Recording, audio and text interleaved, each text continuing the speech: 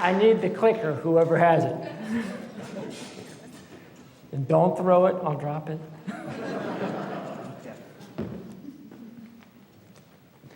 All right, so I was told I'm supposed to talk about the McCleary Decision. It's named after the lawsuit, and lawsuits are typically named after the first plaintiff, so it's called McCleary because it's the McCleary family, which is mom, dad, and 2 kids in Jefferson County, Washington. Then the Venema family, mom, dad, and 2 kids in Snohomish County, Washington.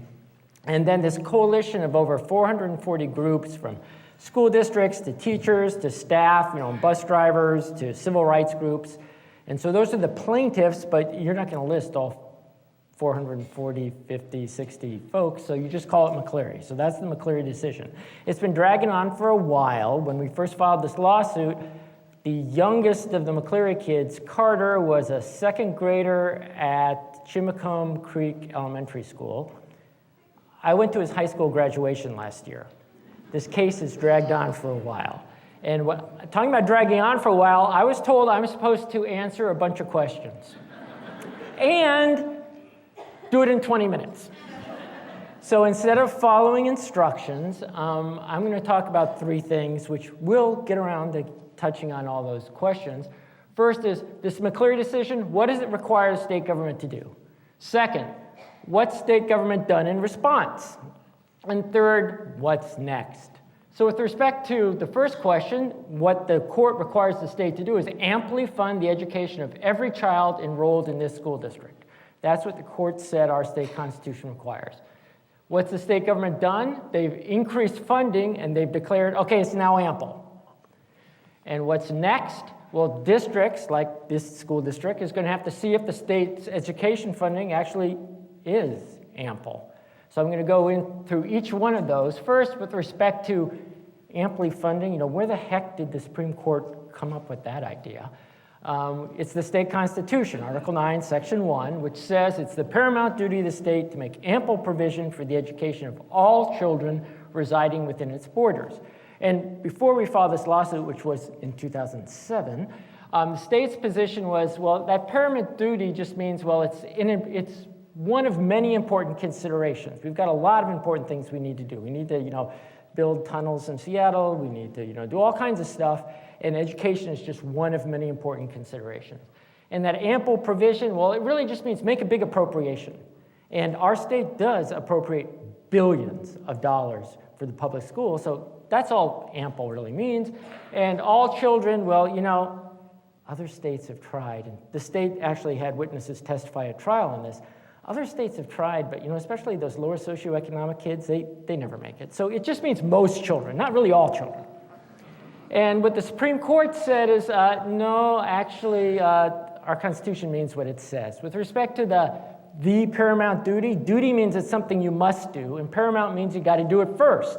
And so the Supreme Court's order is the state must amply provide for the education of all Washington children as the state's first and highest priority before any other state programs or operations. So before any of the transportation stuff, before any of the other stuff, which is all important considerations, our Constitution says it's paramount, you gotta do it first. With respect to this ample provision bit, the state had said, well, as long as it's, adequate or like merely sufficient to eke by, that should be enough. And the Supreme Court said, no, that's not what ample means. Ample means considerably more than just adequate or merely sufficient. So when the court's saying it's a constitutional duty of the state to amply fund South Kitsap School District's costs, that's what ample means under the Constitution. With respect to all children, the Supremes shot that down. They said, no, all doesn't mean most, it means all. It means each and every child. No child is excluded. And the Supreme Court boiled all of this down into one sentence. Article 9, Section 1 confers on children in Washington a positive constitutional right to an amply funded education. That's what the McCleary Decision is about. That's what it requires the state to do. And what the court said is state government has been violating this right by consistently providing school districts with a level of resources, money, that falls short of the actual cost of the basic education program. And the state said, oh, but we've got these great funding formulas. And the funding formulas, they must be ample because they're big numbers. And the Supreme Court said, no, if the state's funding formulas provide only a portion of what it actually costs the school district to pay its teachers, get kids to school, and keep the lights on, then the legislature cannot maintain that it is fully funding basic education through its funding formulas. That's what the court's ruling was. So that brings me to the second point.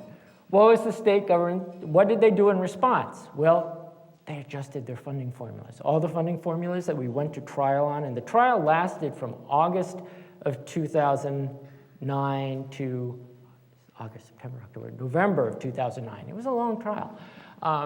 And what the state did is they adopted new funding formulas, and the state budgets in the meantime have added billions of dollars to our public school funding. Now, some of it was just to restore the cuts they had made earlier.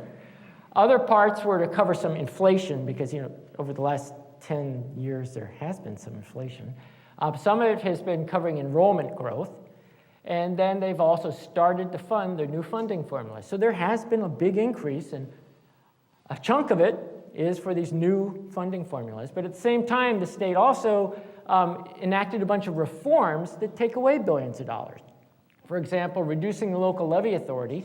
Part of this levy swipe, some people call it levy swap, is what the state did is they said we're going to reduce local levy authority for school districts, but increase the state property tax.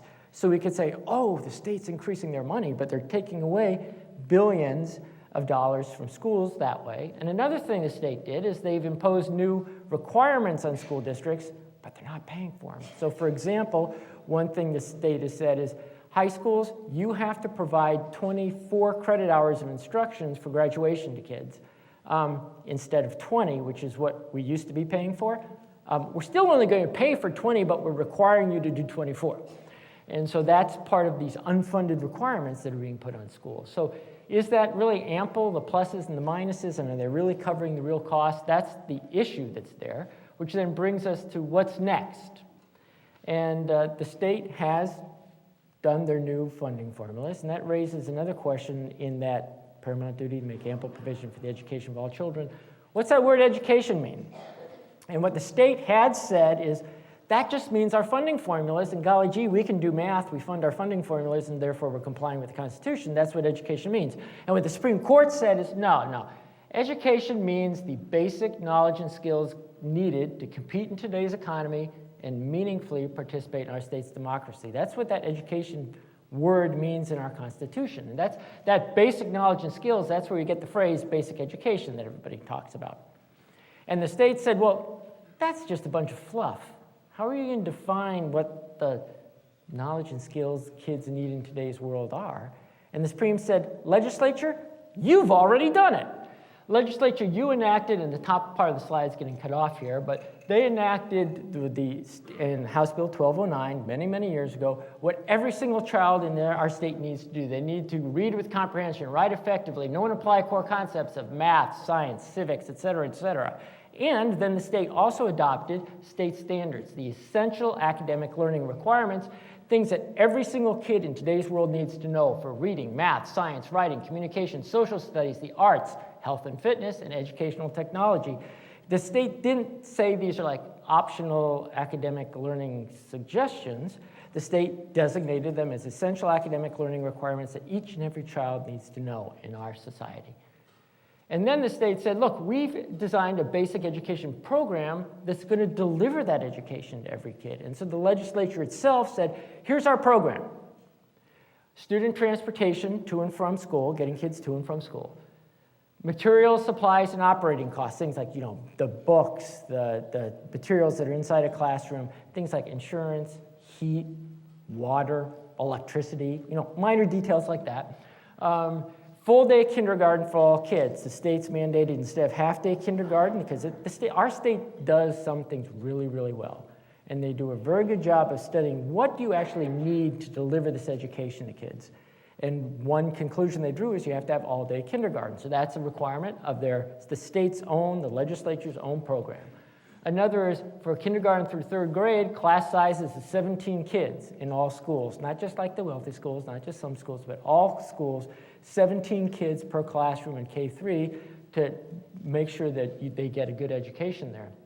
Also, special education for all students with disabilities, not some, not most, but all students with disabilities. Second, supplemental instruction for all struggling students, kids that are falling behind, give them supplemental instruction to keep them from falling behind, because once you've lost them, you've lost them. Next, transitional bilingual instruction for English language learners. This is to get kids who can't speak fluent English, to get them to speak fluent English and keep them from falling behind as they're learning fluent English. This is the legislature said, this is our program. Another is enhanced instruction for highly capable students. That's because the state itself determined that a lot of the dropouts we have are the really, really smart kids that get bored with classes that aren't really challenging. And so the state determined part of its basic ed program is this enhanced instruction for all highly capable students. Again, not just the ones in the wealthier districts and things like that, but all of them.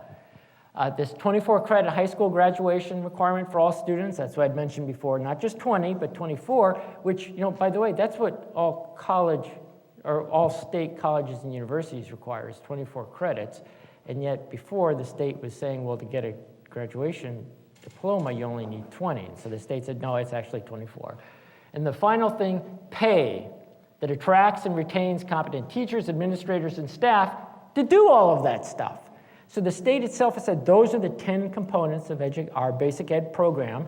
The Supreme Court has said you have to amply fund, which is considerably more than just adequate, amply fund the cost of doing all of those things. And with the top part of my slides again getting cut off, but what the Supreme Court has said, the school district's experience will now test whether these new funding formulas, which the state has said are ample, whether they actually do amply fund implementation of each of these program requirements. And so what's next, what's going to be happening is we're going to have a discussion, and I'm sure a debate, where the state's going to say they're amply funding everything. And we're going to go through each of these in the upcoming years, and it won't be the McCleary suit. It's going to be some other suit. But it would be, for example, on student transportation, the funding formula they have now is much better than it was at the time of trial.